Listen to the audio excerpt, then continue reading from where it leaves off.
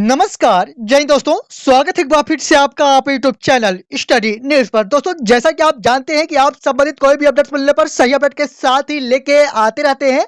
इसलिए निवेदन के साथ कि अगर आप पहली बार चैनल विजिट किए हैं, चैनल को सब्सक्राइब जरूर कर लें और वीडियो पसंद आए तो वीडियो को लाइक करना ना भूलें। दोस्तों, आपसे संबंधित काफी बड़ी अपडेट्स देखने को मिली है, या कह सकते हैं कि नियमितीकरण पर सीधा प्रभाव यहां पर देखने को मिला है और पहली बार देखने को मिला है। और आप सभी के महापंचायत आदेश के बारे में भी काफी बड़ा निर्णय देखने को मिला है और उससे संबंधित महत्वपूर्ण वीडियो आप तक लेके आए हैं। और जैसा कि इस वीडियो के साथ आप निराश तो नहीं होने वाले हैं, लेकिन मैं आपको बता दूं कि पहली बार इस प्रकार का जवाब आप सभी के नियमितीकरण के लिए दिया गया है। काफी बड़ी अपडेट्स निश्चित ही कह सकते हैं आप सभी आतिथ्य शिक्षकों के लिए कह सकते हैं। दोस्तों, मैं आपको बता दूं कि विधानसभा में पहली बार आपके लिए नीति बनाई जाने की बात कही गई है और साथ ही में आपके महापंचायत आदेश भी जारी किए जाने की बात कही गई है। जैसा कि आप जानते हैं कि लगातार आप अपने नियमितीकरण की मांग को लेकर संघर्षरत हैं और साथ ही में 2 सितंबर को हुई महापंचायत घोषणाओं के बारे में भी लगातार आप परेशान हैं, लेकिन आपकी जो परेशानियां हैं उसका अंत अब निश्चित है। और मैं आपको बता दूं कि यहां पर आपके नियमितीकरण संबंधी काफी बड़ी अपडेट्स देखने को मिली है। और यहां पर जैसा कि आप जानते हैं कि मध्य प्रदेश विधानसभा में कुछ प्रश्न थे जो दायर किए गए थे और पहली बार मध्य प्रदेश विधानसभा में आपसे संबंधित पॉजिटिव अपडेट्स देखने को मिली है। और जैसा कि आप जानते हैं कि कई बार विधानसभा में तारांकित प्रश्न किए जा चुके हैं और उस पर आप सभी को निराशा ही देखने को मिली, लेकिन पहली बार कुछ इस प्रकार का प्रश्न जो कि आपसे संबंधित सही अपडेट्स देखने को मिली है। दोस्तों, यहां पर आप देख पा रहे होंगे कि क्या परिवहन मंत्री महोदय यह बताने की कृपा करेंगे कि प्रदेश के शासकीय स्कूलों में कितने अतिथि शिक्षक अपनी सेवाएं दे रहे हैं एवं इन्हें कितने मानदेय राशि प्रदत्त की जा रही है और कब से। साथ ही में खा ऑप्शन पर आप देख पा रहे होंगे कि क्या प्रदेश के शासकीय स्कूलों में अतिथि शिक्षकों की मेहनत से मध्य प्रदेश की शिक्षा व्यवस्था व शिक्षा की गुणवत्ता में बेहतर परिणाम आए हैं, किंतु आज तक आतिथ्य शिक्षकों का भविष्य सुरक्षित नहीं हो सका है, इसका क्या कारण है। और ग ऑप्शन पर भी पूछा गया है कि क्या प्रदेश के अतिथि शिक्षक लंबे अरसे से नियमितीकरण हेतु 12 माह 62 वर्ष के आयु तक का कार्यकाल एवं फिक्स मानदेय को लेकर संघर्ष कर रहे हैं। यदि हाँ, तो आतिथ्य शिक्षकों को नियमितीकरण किए जाने के लिए कोई योजना शासन के समक्ष विचाराधीन है। यदि नहीं, तो क्या शासन प्रदेश के अतिथि शिक्षकों को नियमितीकरण किए जाने पर विचार करेगा और कब तक। और दोस्तों, यहां पर काफी महत्वपूर्ण अपडेट्स निश्चित ही कह सकते हैं कि पहली बार विधानसभा प्रश्न में देखने को मिला है। और यहां पर बताया गया का ऑप्शन का, जिस पर पूछा गया है कि शासकीय स्कूलों में कितने अतिथि शिक्षक अपनी सेवाएं दे रहे हैं और साथ ही में मानदेय के बारे में पूछा गया, तो इस पर बताया गया कि 72,526 अतिथि शिक्षक अपनी सेवाएं दे रहे हैं। और विभागीय आदेश दिनांक 29/9/2023 के अनुसार आतिथ्य शिक्षक वर्ग 1 में जो कि 18,000, वर्ग 2 में 14,000 और वर्ग 3 में 10,000 मासिक मानदेय की स्वीकृति प्रदान की गई है, जैसा कि आप सभी को मिल भी रहा है। हालांकि 4 महीने से आप सभी के मानदेय प्रदान नहीं हो पा रहे हैं, लेकिन जल्दी आप सभी के मानदेय भी देखने को मिल जाएंगे। लेकिन यहाँ पर ख ऑप्शन पर भी आप देख पा रहे होंगे कि क्या प्रदेश के शासकीय स्कूलों में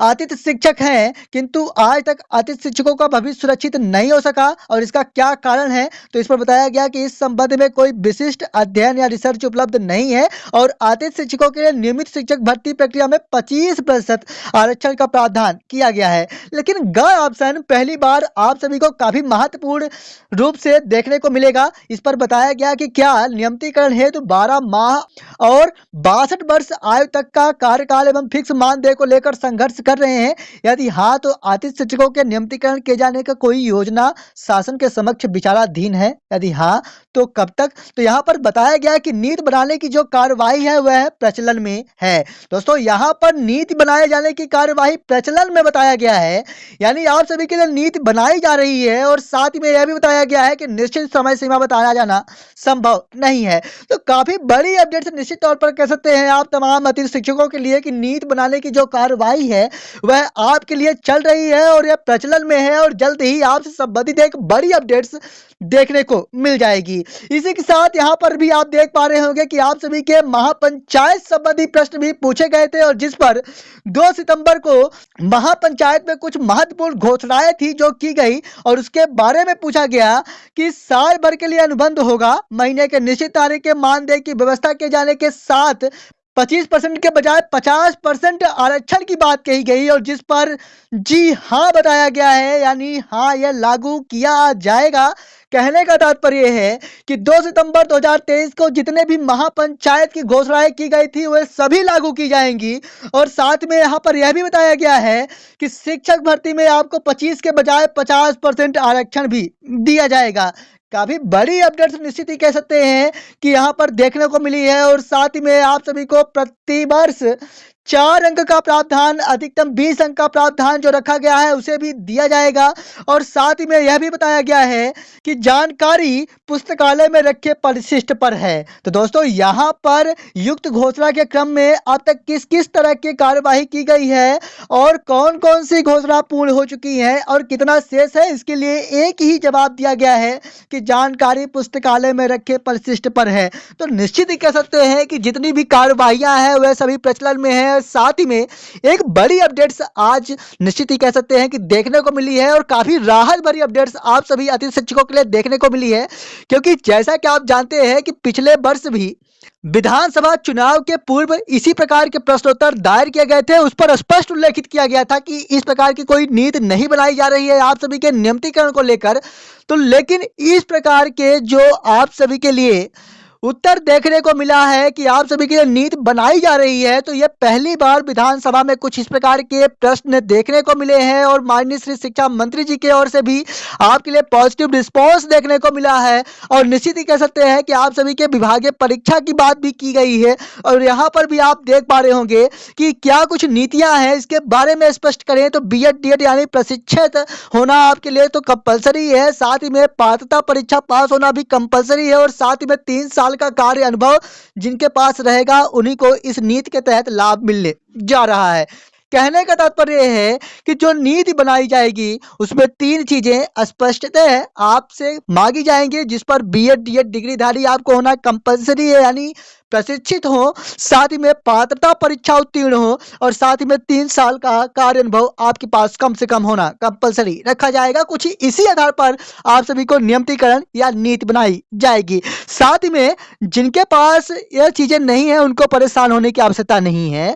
अगर आप पात्रता परीक्षा नहीं पास हो पाए हैं किसी कारणवश तो आपकी विभागीय परीक्षा संपन्न कराई जाएगी, जैसा कि पूर्व मुख्यमंत्री जी के द्वारा कहा गया था और यह कार्यवाही प्रचलन में भी है। और साथ ही में जो प्रशिक्षित नहीं है, बिना बीएड डीएड डिग्रीधारी है, उनके लिए भी नई योजनाओं के तहत आपको समायोजित किया जाएगा, क्योंकि यहाँ पर किसी को छोड़ा नहीं जाएगा। हालांकि यह निश्चित ही कहा जा सकता है कि बिना परीक्षा के आप सभी का नियमितीकरण संभव नहीं है और परीक्षा उपरांत ही आप सभी को नियमितीकरण दिया जाएगा। तो पूरे यकीन के साथ कह सकते हैं कि अभी तक आप पूरी तरह से स्पष्ट हो पाए होंगे और जैसा कि हम आपको लगातार वीडियो दे रहे थे, लगातार बात कर रहे थे कि किस प्रकार से नीति बनाई जानी है और किस प्रकार से आप सभी को उस नीति के तहत पात्रता परीक्षा पास होना कंपलसरी रखा जाएगा, कार्य अनुभव आपसे मांगा जाएगा, आपको प्रशिक्षित होना कंपलसरी है। तो ठीक यही कुछ आपके लिए नीतियां बनाई जा रही है। और जैसा कि आप जानते हैं कि स्टडी नीड्स एक मात्र ऐसा प्लेटफॉर्म जहां पर आप तक सही अपडेट सही समय पर ही दी जाती है, इसलिए अगर आप पहली बार चैनल विजिट किए हैं, चैनल को सब्सक्राइब भी कर ले, क्योंकि स्टडी नीड्स एक मात्र ऐसा प्लेटफॉर्म जहां पर आप तक सही अपडेट सही समय पर ही दी जाती है। मिलेंगे आप संबंधित एक और नई वीडियो के साथ, तब तक के लिए धन्यवाद।